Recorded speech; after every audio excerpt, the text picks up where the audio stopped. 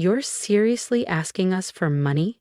My brother's wife Jenna laughed, the sound cold and condescending as it bounced off the sterile walls of my hospital room. We've got our own bills, inflation is insane, and the twins need new phones. She stood there in a sleek beige coat, acrylic nails tapping on her Apple Watch, while I lay in bed recovering from unexpected intestinal surgery. Jenna, I said softly, trying to steady my breath, you and Ethan lived in my condo rent-free for 5 years. I just need a little help with the medical bills, that's all. Her eyes narrowed, lips curling. Ugh, are we really bringing up the condo again? You act like we didn't take care of it. That counts for something. This isn't our problem, Rachel. My name is Rachel Lynn, and at 39 I was learning that family support isn't always mutual. Back in 2019, when Ethan's startup imploded and they were suddenly jobless with 2 toddlers, I took them in. I was a software developer with a solid income and had just bought a 2-bedroom condo in Seattle. It'll just be 6 months, Ethan had said. It turned into half a decade. Now, lying in the hospital with my savings drained from multiple procedures, I was met with indifference. The twins need new phones? I echoed, stunned. Jenna shrugged. Don't be dramatic. You've always been the smart one. You'll figure it out. And Ethan's got something big brewing again, she added. Right. Another business venture. I'd lost count of how many had crashed and burned. You should have planned better, Jenna said, snapping a selfie before glancing at the time. Anyway, I've got to run. The contractor's coming to check out the kitchen. We're thinking of opening up the space a bit. My stomach churned, not from the surgery. That kitchen is ancient, Jenna had sniffed. The decorator says it's ruining our whole social media vibe. I winced as I tried to sit up, pain flaring in my abdomen. Jenna, you can't remodel my condo without permission. You're not even paying rent. She gave me a tilted smile, too casual. Yeah, about that, let's talk when you're feeling better. Rest up, Rach. With that, she swayed out of the hospital room, trailing behind a cloud of citrus perfume and a sense of mounting dread. That evening, my best friend Naomi dropped by. Unlike Jenna, she came bearing actual homemade ramen and concern instead of condescension. When I told her about Jenna's remodeling comment, her expression turned from shocked to suspicious. Rachel, something's off, Naomi said, pulling out her tablet. As a real estate lawyer, she had access to things I didn't. Have you checked your property records lately? I blinked. No. Why would I? I've owned that place for 10 years. Her fingers moved quickly across the screen, eyes narrowing. When's the last time you actually saw your deed? I hesitated. It was in my filing cabinet, in the home office. My voice trailed off. The same home office that Jenna's oldest had converted into a makeshift bedroom. The same cabinet I hadn't touched in months because the twins had turned the space into a study zone. Naomi spun her screen around. My blood went cold. It was my condo, except the ownership had changed. A transfer had been filed 3 months ago, right around the time I first fell ill. This can't be real, I whispered. I never signed anything. Are you sure? Naomi asked gently. My mind raced. Jenna handing me papers to sign, real quick, always smiling, always in a rush. I looked at Naomi. She played me. Naomi nodded. We're calling in Marcus from fraud, but quietly. If this is what I think it is, we need to be careful. And for the first time in weeks, I felt something stronger than fear. Determination. Maybe it was the meds. Or maybe it was that strange clarity that hits when you finally pull the mask off years of manipulation. Tell me what to do, I said quietly. Over the next few days while I recovered in the hospital, Naomi and Marcus built a case. They discovered a string of shady documents, each conveniently filed during the peaks of my medical crises. Jenna had clearly been planning this for months, maybe longer. The signatures are close, Marcus explained during one visit. But there are clear inconsistencies, slanted letters, odd spacing. It's not you. He tapped a line on one of the PDFs. And this notary stamp belongs to someone whose license was revoked 6 months ago. Sloppy work. They didn't think you'd ever look. I thought of Jenna's smirk when she mentioned the remodel, the way she brushed off my questions like I was a nuisance, not the owner. She thought I was too nice, too trusting, too broken to fight back. What's next? I asked. Naomi leaned in, her eyes blazing. We document everything: unauthorized changes, false signatures, any weird conversations. When you're stronger, we make our move. I glance at the stack of hospital bills on the tray table, and in the meantime, Naomi gave me a sly smile. We let them think they've won. I was discharged a week later thanks to a payment plan I scraped together. Jenna didn't offer to pick me up. She was too busy bossing around her decorator. Naomi drove me back, but the sight that met us made my chest tighten. My once pristine craftsman condo looked like a construction zone. Lumber, insulation, and tile samples were everywhere. Through the window, I saw the workers gutting the vintage cabinets I'd restored by hand. Jenna stood in the driveway, directing like a reality show host. "Oh, you're back," she chirped. "Perfect timing. We're going for a full kitchen transformation. Great social media potential." I leaned on Naomi's arm, partly from fatigue, partly to keep myself from lunging at her.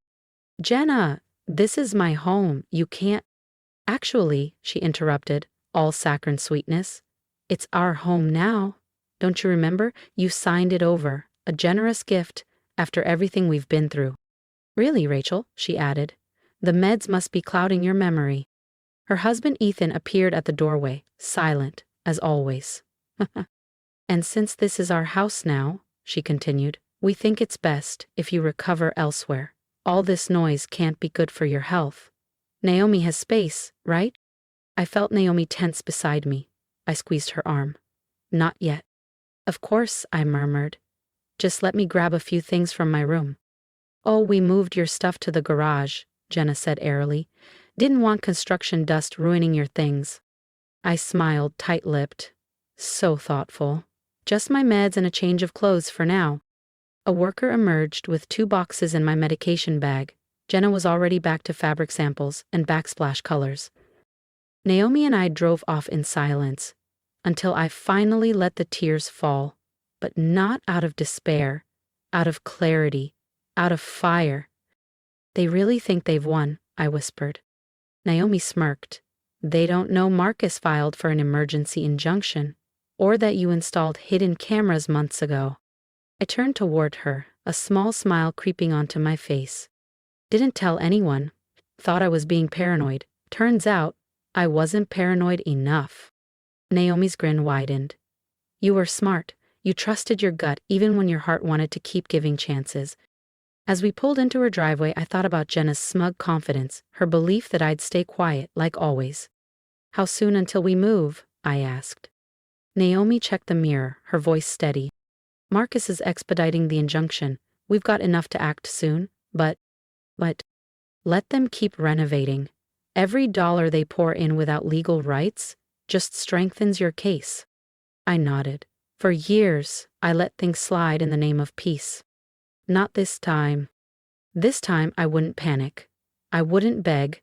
I would wait, observe, and when the moment was right, I'd take back everything they tried to steal. "They think I'm weak," I murmured, staring out the window as Naomi's car passed rows of cozy Seattle homes. "They think, because I've always been the nice one, I'll let this go too." Naomi parked in her driveway and cut the engine. "Then they never knew you at all," she said. "The real you, the woman who put herself through engineering school, restored a century-old home by hand, and built a career while they played house with your property." She was right. Somewhere along the way, I let Jenna's version of me, the pushover, the peacekeeper, the doormat, become truth. But not anymore. "Get some rest," Naomi said as she helped me inside. "You'll need your strength for what's coming." I settled into her guest room, surrounded by the 2 boxes I'd salvaged from my own home. That night my phone buzzed with a text from Jenna. "The decorator thinks we should turn your old room into a home gym. The kids need a winter space. Hope you're healing." I didn't reply. Instead, I opened my laptop and logged into the hidden camera feed.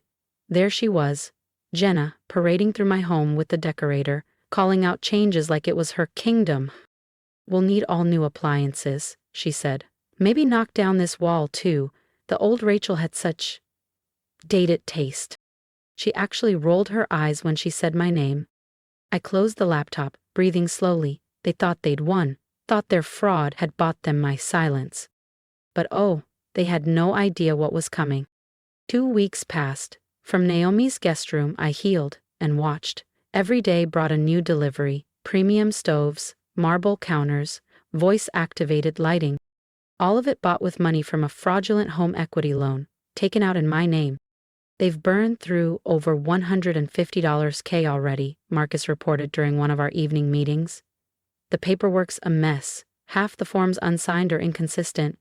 They were in a rush, sloppy.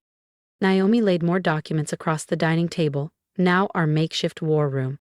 Their contractor isn't licensed for structural work, she added, and they never pulled permits for that wall they knocked down. I sipped my coffee, energy returning. Do we have enough? Marcus nodded.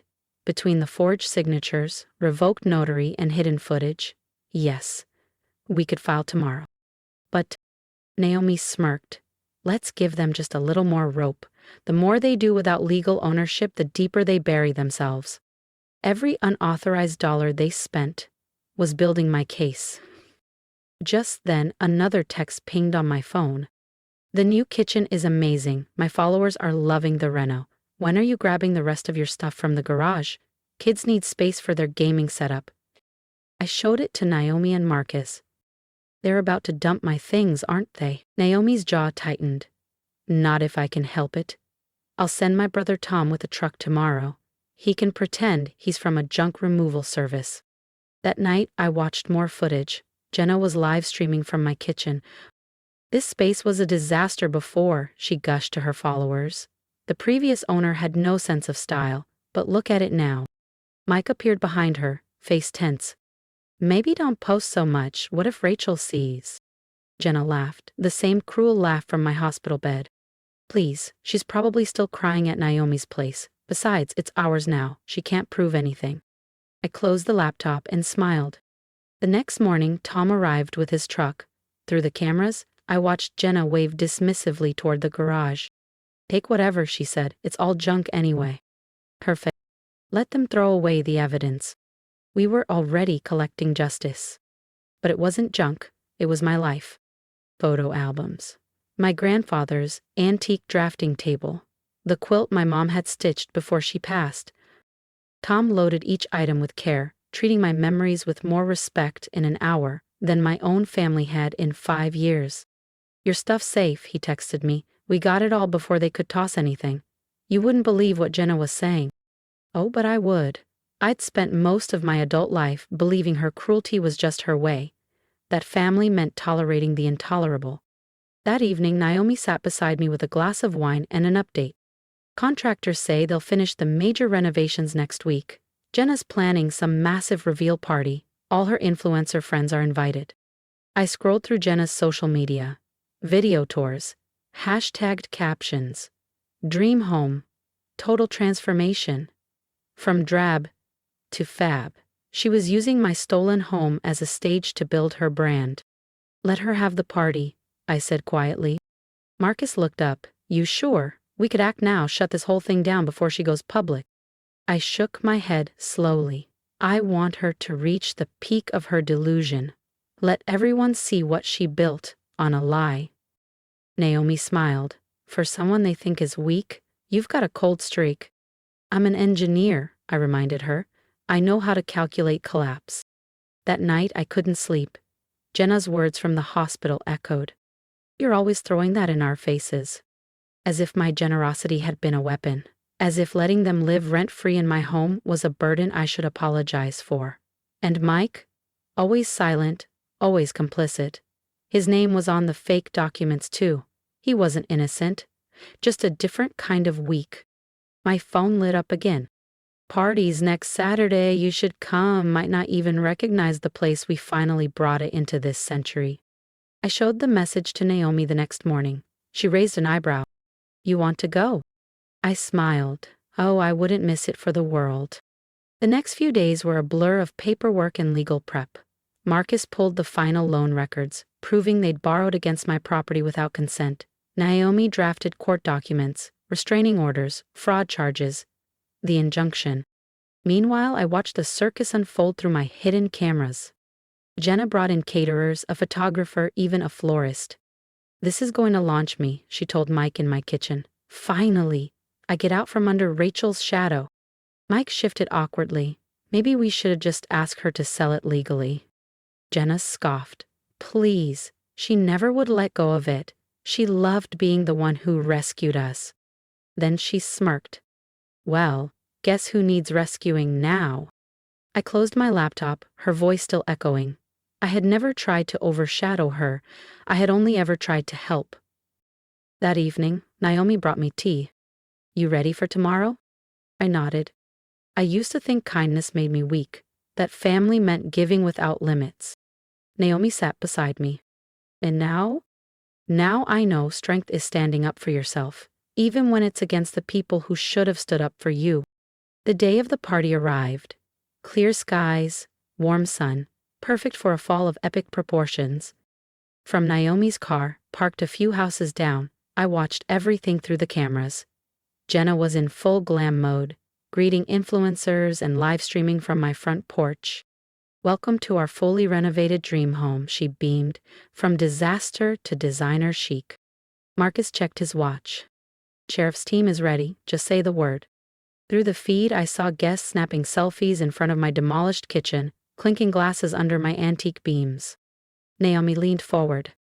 They have no idea, they're recording their own downfall. I watched Jenna raise her champagne. Cheers to our fresh start. Not quite, I whispered. And I gave Marcus the signal. When we first moved in with my sister, this place was so outdated. Jenna beamed, raising her champagne glass to the crowd. But sometimes life hands you unexpected opportunities. And now, total transformation. An influencer's dream. That was our cue. I pulled out my phone and texted one word to Marcus. Now, within minutes, the quiet street exploded with flashing lights. Police cars and sheriff's vehicles surrounded the house. Through the hidden camera feed, I watched confusion ripple across the crowd as uniformed officers entered from both the front and back doors. Jenna Lynn? A firm voice cut through the noise. We have a warrant regarding fraudulent property transfer and unauthorized equity loans. Her champagne glass slipped from her hand, shattering across the hardwood floor she had installed, without permits. This is ridiculous, she shouted. This is our house, we have paperwork. Fraudulent paperwork, Marcus said as he stepped forward, holding a thick folder full of forged signatures and a revoked notary stamp. That's when Naomi and I walked in. Phones turned. People gasped. Jenna froze. Hello, sis, I said calmly, surveying the party. Nice turnout. Rachel? Her voice cracked. What are you doing here? You can't. Actually, I interrupted. I can, because this is my house. Always has been. And I have all the proof. Every forged document, every illegal loan, every text and conversation recorded. Mike, pale and trembling, stepped forward. We can explain. You already did, I cut him off. To the cameras. Every time you joked about tricking me while I was sick, it's all there. Jenna's carefully curated world collapsed in real time. Her followers' phones were still up, still streaming. Are they being arrested? One influencer asked. Property fraud is serious, Marcus replied loudly. Ad forgery, illegal loans, and unlicensed construction? Yeah, they're being arrested. As officers cuffed Jenna and Mike, I saw the horror dawn on her face. This wasn't just a takedown. It was public. Wait, she cried. The renovations, our things. You mean my things? I said. In my house? The squad cars pulled away as the guests began quietly slipping out. Their phones had likely already uploaded every humiliating second. Jenna's reveal had turned into a full-blown exposé. Naomi glanced over. You okay? I looked around, at the mess, at the remnants of a party meant to celebrate my stolen home. And for the first time in months, I was, yeah, I whispered. I really am. 6 months later, I stood in my kitchen, running my fingers across the vintage cabinets I'd restored, again. The court had ordered Jenna and Mike to repay every cent they spent on renovations. I used the money to repair the damage, but on my terms. Jenna and Mike took a plea deal. Last I heard, they moved to Florida. Jenna's influencer career never recovered. Every time she posted, someone brought up the live stream of her arrest. The biggest surprise? Their kids. My nieces and nephews reached out on their own, apologized. The oldest, now in college, even visited. You taught me what integrity looks like, she said. One quiet morning, Naomi joined me for coffee. This place looks better than ever, she smiled. It feels better, I replied, pouring from the vintage coffee pot her brother had saved from the garage. Later that day, Marcus stopped by with a grin. The last of the fraudulent loans is cleared. Your credit's not just restored, it's better than before. Thank you, I said. Both of you. I couldn't have done this alone. Naomi laughed. You installed the cameras, you kept the records, you played the long game, you did the hard part. I looked around. The medical bills were gone, my health had stabilized, and so had something inside me. Because now I knew, family isn't about blood, it's about loyalty, truth, support, the people who lift you up instead of tearing you down. I raised my coffee mug to happy endings, not because everything is perfect, but because we earned them. Naomi and Marcus raised theirs too. In that moment, in my reclaimed home, I finally knew. This is what family really looks like. If my story resonated with you, I'd love to hear from you. Leave a comment. What would you have done in my shoes? What would you say to someone who's been betrayed by family? Your voice matters, and your support reminds people like me that we're not alone. If you believe in justice, in standing up for what's right, help me spread this message. Share this video. Let's show the world that the quiet, kind ones have power too. To anyone out there struggling with betrayal, manipulation, or being constantly overlooked, please hear this. Your kindness is not a weakness. You are allowed to protect your boundaries. You're allowed to say enough. Don't wait for others to recognize your value. Start valuing yourself. Document, plan, breathe, and move smart. You don't have to be loud to be strong. You just have to be sure of your worth. And remember, real family isn't just about blood. It's about who shows up, who respects you, and who celebrates your strength instead of exploiting it. Choose those people. And if you haven't found them yet, keep going. I found mine in the most unexpected places, and so will you. Let's support each other in the comments, encourage each other, and build a space where strength and kindness can coexist. You've got this, and I've got your back.